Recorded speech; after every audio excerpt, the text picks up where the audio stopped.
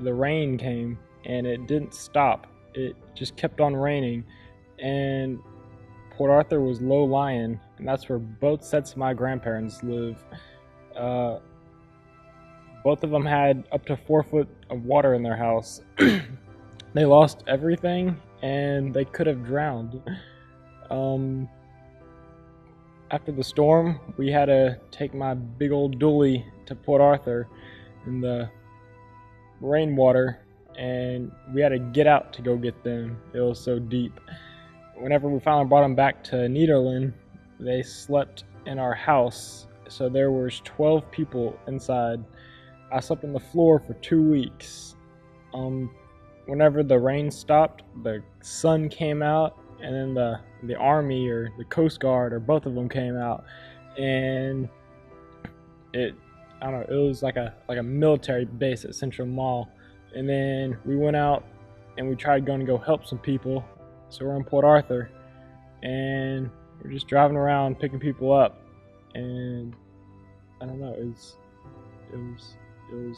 was sad seeing Port Arthur all destroyed, and it's still that way.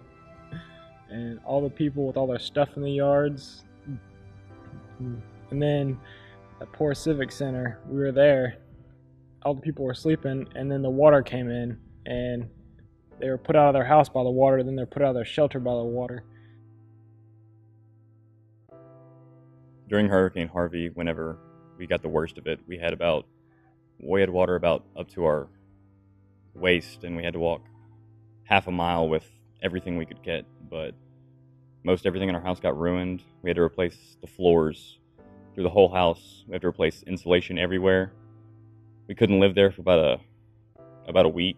And when we came back, there was a snake infestation.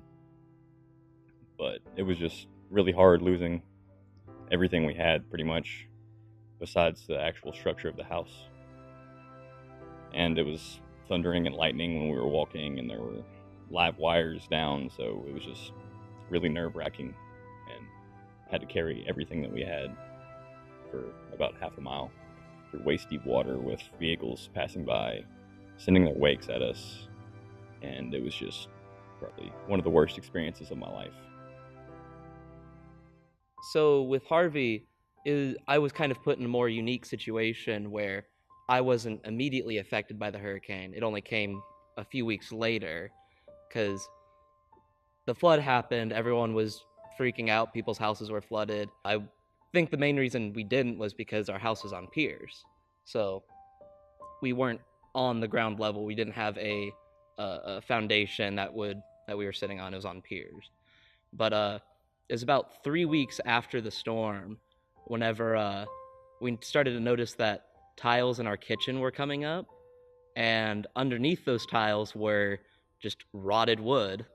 It's still one of those things where you've lived in a place for 4 years, you start growing really attached to it, and it was weird to just see your house start rotting. So my stepmom, she had a storage unit because she had recently moved out of her house, and it was in Bridge City, and she moved pretty much her entire house into this storage unit so she could live with my dad. The storm hit, and I didn't find out until a couple days afterwards, but the entire storage place got completely flooded. Like, upwards of 100 units got flooded. Not only was this a storage unit that had stuff in it, it was basically her entire house that was in there. Just all of her stuff, everything that she's owned was in there. Being there kind of gave some more perspective about it, because it was a very emotional day of just being in a hot, humid area, working all day, and having to throw away stuff that she's kept for years and years. Personal photos, family photos, baby photos, just is a very tough situation. And it wasn't until about a week afterwards that I really thought about it and realized how tough it must have been for her. But it was tough all around, physically, mentally, emotionally. It was a very tough day.